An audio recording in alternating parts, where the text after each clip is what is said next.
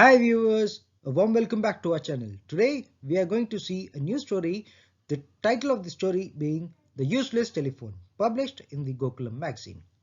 Mr. Karthik was very proud of his beautiful house. It was the largest house on the street.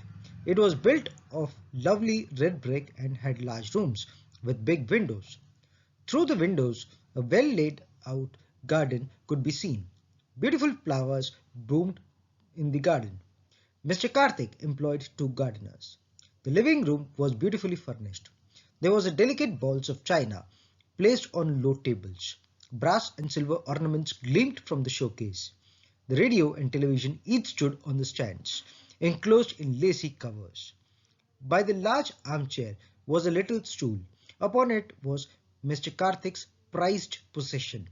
It was a beautiful green telephone. Mr. Karthik loved his telephone.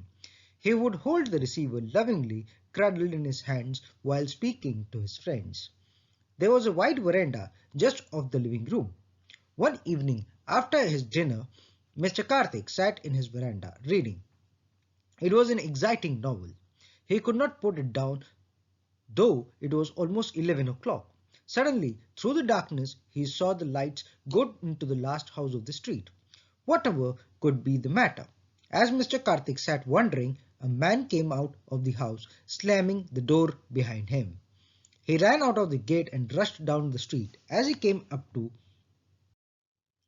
Mr. Karthik's house, he halted by the gate and after a moment entered hesitantly but with great determination. Mr. Karthik, he called.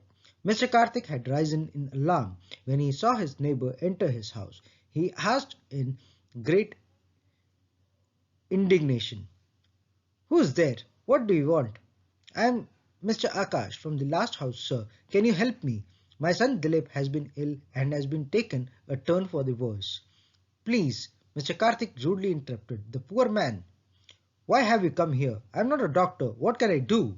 Do you need a handout?" "No, no, sir," cried Mr. Akash. "Please listen to me. My child has taken a turn for the worse. Our doctor lives so far away. Could you use just your telephone?" "Please, sir, Dilip's condition is critical." "Use my phone indeed? Do you think I keep a telephone for public use?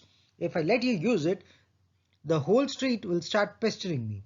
Go and use the payphone." "Get going," and said Mr. Karthik. He went into the house and shut the door. Poor Mr. Akash, he ran all the way to the payphone. It was nearly 3 streets away. He got through only after a long delay. Luckily, the doctor was home. He came at once and the child was saved. Mr. Karthik had turned out all the lights and went to bed. He fell into a deep sleep. Later that night, the family who lived in the house behind Mr. Karthik's was awakened by the acrid smell of smoke. They got up in great alarm to find their house on fire. Confusion reigned as children and adults tried to save their belongings from the fire. Some people tried to put out the angry flames, but their efforts seemed to be in vain. Seeing this, Mr. Malhotra, the owner of the house, called his son Vijay. "Vijay, run down to Mr. Karthik's house and telephone the fire brigade at once," he said. Vijay ran off. The shouts of the alarm had woken the neighbors, who ran to and fro, adding to the noise. By this time, several rooms were on fire. The bright orange flames lit up the other houses and flickering shadows dancing along the walls. A large crowd had gathered. Speculation was rife on how the fire had started. "It must be some faulty wiring," said one man. "Did you turn off the gas?" asked a lady, but Mrs. Malhotra was too upset to answer. "Was there a lamp burning?" inquired another man. "I hope the fire won't spread," said a worried-looking woman. "There's a stiff breeze, too," said her friend. "Come on, don't stand here talking," said Mr. Malhotra. "Let's find a hosepipe and buckets." Mr. Malhotra organized a human chain from the well to the house. Buckets of were passed back and forth rapidly. A hose sprayed the water. All these efforts were not of no avail. The flames could not be doused. There was too little water. The flames began to lick merrily at the next house and at the house behind Mr. Malhotra's, where was the fire engine. A loud banging on the door woke Mr. Karthik from a deep sleep. He sat up in a bed and glanced at his clock.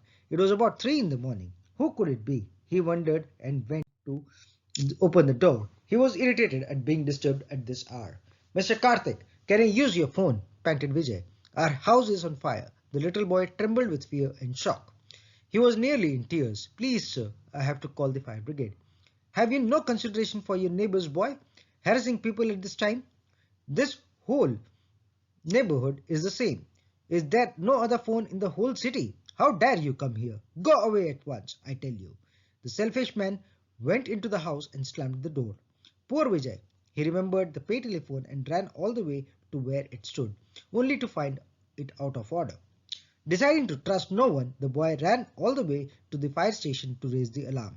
Just as Mr. Karthik was about to go to bed once again, he heard some shouts. His old servant came running into the room. Sir, the house behind ours is on fire. Our woodshed has also caught. The breeze is blowing this way. Call the fire brigade, sir, he shouted. As Mr. Karthik rushed towards the phone, he heard screams from his children's room. They came out crying. Daddy, our house is on fire. Our clothes, toys, books, and even beds are blazing. Daddy, do something. Mr. Karthik remembered his safe. He ran to see if it could be saved. As he reached the room, he saw it was too late. The walls of this house were crumbling. He ran out of the room, catching up whatever he could in his hands, urging his wife and children to do the same. As he herded them downstairs and through the drawing room, he looked up back longingly at all the beautiful things there. The green telephone sat on the table. It seemed to glower mockingly at him. At last, Vijay returned with the fire engine. Vijay's house was badly damaged, but many things from it had been saved due to the prompt action of the neighbors, under the direction of Mr. Malhotra. But Mr. Karthik's beautiful house was completely destroyed. The television, the radio, the ornaments, and the lovely furnishings had all gone up in the smoke. The telephone, which could have been used so easily to summon help, was also burnt. The most beautiful house on the street, only a charred waste remained. So this was the story, The Useless Telephone, published in the Gokulam magazine. Till I come back with a new episode and a new story and a new video. Till then, stay safe, take care. This is your Chandamama signing off.